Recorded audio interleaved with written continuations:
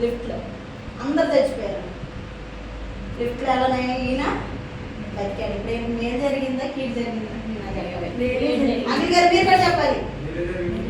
మేలు జరిగింది, అన్నం పోయింది, పని పోయింది. ఈ రోజుల్లో మానవుల విధానం ఎలా ఉందో తెలుసా? దేవుని సన్నిధికి వెళ్తున్నా నాకు ఏమవుతుంది అవునా కాదా? దేవుడి దగ్గరికి వెళ్తే నాకు ఇతను కూడా తన జీవితంలో ఏమనుకున్నాడు? దేవుణ్ణి కూడా తిట్టుకున్నాడు అంట. ఏంటి దేవుడు ఏంటి నా జీవితంలో ఇష్టం ఏంటి? రోజు భక్తుడు అంటున్నాడు, నీ జీవితంలో ఎంత సంపాదించినా ఎన్ని చేసినా దేవుడు లేకపోతే నీ బ్రతుకు సున్నా. అవునా కదా?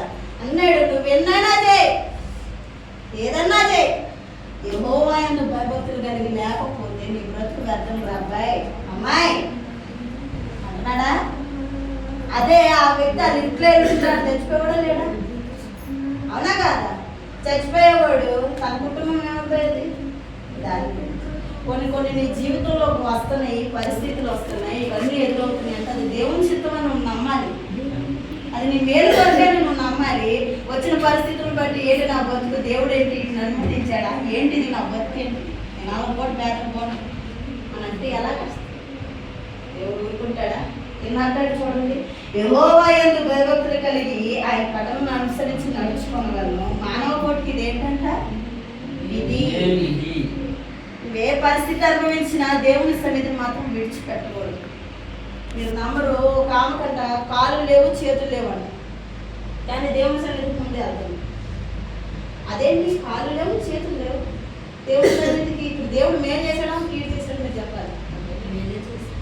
మేలు చేశాడు, కీడు లేవు కదా. మరి మనకు 2 కాళ్ళు ఉన్నాయి, 2 చేతులు ఉన్నాయి, 2 ముక్కులు ఉంటాయి, ముక్కు ఉంది, 2 చెవులు ఉన్నాయి, 2 కళ్ళు ఉన్నాయి. ఇవన్నీ ఇచ్చారు అక్క అయినా, ఇవన్నీ ఇచ్చాడు. మరి మన దేవుని ఎందుకు స్థుతించలేకపోతాం? 2 కాళ్ళు లేవు, 2 చేతులు లేవు, కానీ ఆమె హృదయంతో దేవుని స్థుతిస్తుంది. ఎందుకు? ఒక యాక్సిడెంట్లో ఆమె చనిపోవాల్సింది, అలా అయినా జరిగింది. ఆ కృతజ్ఞత దేవుని అంటే, ప్రభావ నాకు ఇదన్నా ఇచ్చావు, ఇది ఉన్నవాళ్ళు అసలు మీరు స్థుతించట్లేదు ప్రభావ, వారికి కొంచెం బుద్ధి చెప్పాయి. ఇప్పుడు అమ్మ గారు మీరు పని చేస్తున్నారు, పొద్దు నుంచి సాయంత్రం వరకు పని చేస్తేనే చేతులుతారు, పని చేయకుండా చేతులుతారా కదా? మరి దేవుని సన్నిధికి కూడా మనం రోజు వెళ్తేనే దేవుడు మనకు మేలు చేస్తాడా? వెళ్ళకుండా ఉంటే కూడా మేలు చేస్తాడు. అవును కదా? మరి ఇది డిసెంబర్ నెల వచ్చేస్తుందా లేదా? సంవత్సరం ఆఖరిలో వచ్చేసాం. ఇన్ని సంవత్సరాలుగా దేవుడు నీకు ఆయుష్ ఇచ్చాడు, ఆరోగ్యం ఇచ్చాడు, ఇంత నిలవబెట్టాడు. నీ కళ్ళెదుట హాయ్ అని చెప్పిన వాళ్ళు ఉన్నారు ఈ రోజుల్లో. ఎందుకని నేను దేవుని వాక్యం నెరవేర్పు జరుగుతుంది. విజయవాడ అసలు మునగదన్నారు, మునిగిపోయి అందరూ ఎక్కబడిపోయి రోడ్డు మీద పడిపోయారు. ఎవరు రక్షించారు? దేవుడు చిత్తం లేకపోతే నువ్వు ఒక అడుగు కూడా వేయలేవు. అందుకనే భక్తుడు అంటున్నాడు, ప్రసంగి నేను వాక్యం చెప్తానికి లేవలేదు, కానీ దేవుడు నా మనసులో మాట చెప్పిన మాటను చెప్తున్నాను. నేను ఉదయకాలం నువ్వు ఎక్కడైనా నువ్వేమన్నా చెయ్యి, ఎలా అయినా ఉండు, నీ హృదయం కనుక దేవునికి దగ్గరగా లేకపోతే, దేవుని యందు భయభక్తులు కలిగి లేకపోతే, చెల్లి నా యొక్క మీ అందరూ చెప్తున్నాను, నీ జీవితంలో దేవుడు నీకు ఆయుష్ ఇచ్చాడు, ఆరోగ్యం ఇచ్చాడు, ఎంత గొప్ప భాగ్యం ఇచ్చాడే. నిజంగా మీరు నమ్మరు, చిన్న సాక్ష్యం. శాలంకు మన హాస్పిటల్ తీసుకెళ్తే డాక్టర్ గారు అదంతా జాయిన్ చేసి అన్నారు. మాస్టర్ గారు ఉంటాను, ఎక్స్రే తీపించడమన్నారు. నువ్వు ప్రార్థన చేయట, దేవుడు ఇక్కడ కార్యం చేయాలి, నా ముందుకుంటాను. నేను అభిషేకాలు ప్రార్థన చేస్తానని నేను ఊహించలేదు. మోకరించి ఒకటే ప్రార్థన చేసేయా, మా తమ్ముడికి మంచిగా రిపోర్ట్లు రావాలి. చిన్నపిల్లవాడు ప్రార్థన చేస్తుంది, వేసే మా తమ్ముడికి మంచిగా రిపోర్ట్లు రావాలి, నేను మా తమ్ముడు ఆడుకోవాలి. మా తమ్ముడు పెద్ద అయినా సరే నీ సన్నిధి నుంచి విడిచిపెట్టి వెళ్ళకూడదయ్యా. నేను చెప్పాను ప్రార్థన చేయమని. అలాగా నిజంగా మేము ప్రార్థన చేసాం. నేను నమ్మరు, ఒక 10 నిమిషాలు పాస్టర్ గారు చెప్పారు, నేను ఇంటికి తీసుకొస్తున్నాను, మా నెక్స్ట్ రిపోర్ట్లు వచ్చినాయి, మెడిసిన్ వాడమన్నారు, వాడినని చెప్తామన్నారు అన్నారు. దేవుడు చేశాడా కార్యం లేదా? దేవుడే. చిన్న జలుబు చేసి హాస్పిటల్లో జాయిన్ అయ్యి పెద్ద పెద్ద రోగాలు పాలైన లేరా? ఏమా నేను ఒకటే ప్రార్థన చేశాను, ప్రభువా నేనైతే అడగలేదు కానీ చాలా నొప్పుడైతే అసలు నేను వద్దనుకున్నాను. నేను నమ్మరు, ఒక అబ్బాయి చాలు, ఒక అబ్బాయిని పెంచుకుంటే చాలని పాస్టర్ గారు అన్నారు. అట్లా అనొద్దమ్మా, మనకి ఇద్దరు ఉంటే ఏంటంటే ఒకరికొకరు తోడు ఉంటారు, మా మాట అనుతాను అన్నాడు పాస్టర్ గారు.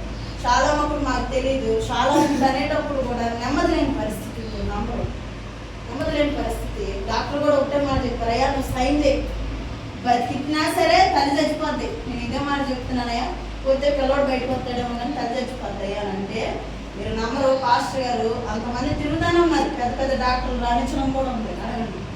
డాక్టర్లు అందరూ తిరుగుతూనే ఉన్నారు.